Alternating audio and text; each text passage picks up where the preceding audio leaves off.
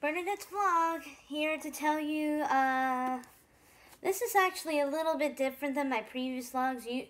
Usually I do like a sort of song or a little goofy thing, but there's actually something I want to share that I've kind of read from this book.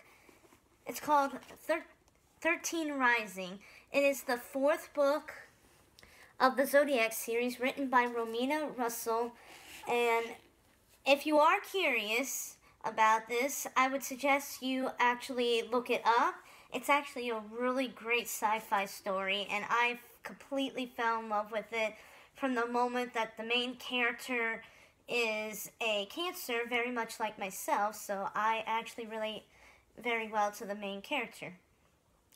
Anyway, there is something on here I wish to share. It's a speech that the main character, Rhoma Grace, actually gives out to the entire Zodiac galaxy. And honestly, I think we can relate to this. Now, it may sound strange, and you would actually have to read from the very beginning of the book, like the actual series book. But I trust that you will actually understand the message within the speech. So this is Rhoma Grace's speech of We Are Risers. And again, this is from word to word, most of it. Like, I'm going to be playing the part of Ro. I stand before you, not as some shining beacon of perfection, but as the most flawed among you. I've hurt the people I love most. I've led an armada of Zodi right into the enemy's hands. I've betrayed my family and my friends. I fell so far that I even became the monsters I was trying to defeat. And I broke the taboo. Yet, whether or not I deserve it, you have all found enough love in your hearts to forgive me, and I'm so grateful. But now, I want you to do something infinitely harder. I want you to forgive yourselves. The past is important only insofar as it informs the present. But when memories grow so powerful that they drag us back rather than propel us forward, they're not worth lugging with us anymore. If you can absolve someone who sinned as much as I have, you can absolve yourselves. Leave your guilt and your self-doubt and your fears on these ships. Because when we land on the 13th house, we can't carry them with us. For too long, we have been leading with our fear and not our faith. Because no matter how unfulfilled we feel today, we worry tomorrow could be worse.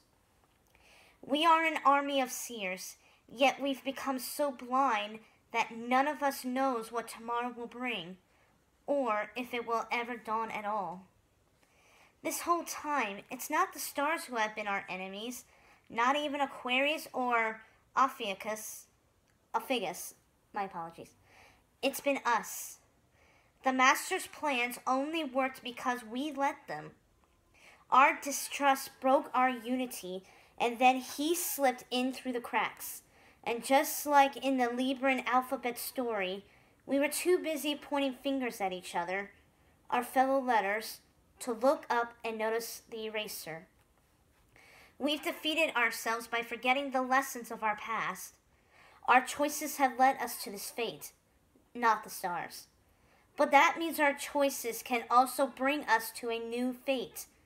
Only our true survival depends on whether we learn anything from what we've survived.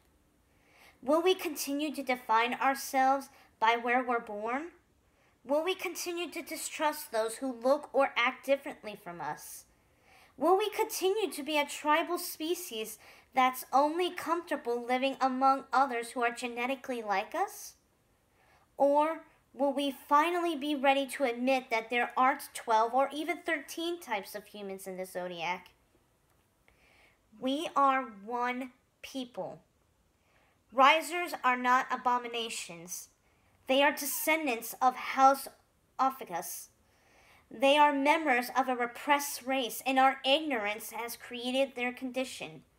We are doing this to them by putting so much value on fate and not enough on free will. But risers are the future. None of us can truly be defined as one thing. We are all born as curious creatures with boundless imaginations. We are all seekers of justice and wisdom.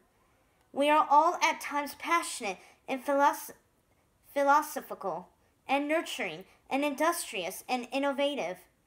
We all have a spiritual side that connects us to the stars, and we are all charged with the stewardship and protection of our land and environment. We are all warriors, especially today, and that means we are all risers. What we're missing is the glue that gels together all these pieces of us. Unity. The only way we will save the Zodiac is together. So don't spend the rest of the flight reviewing strategy or anticipating our fate. Spend it getting to know the Zodiac next to you.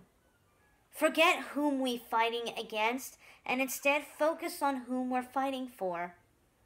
Because the most important weapon we can bring to the field of battle isn't the one we can touch.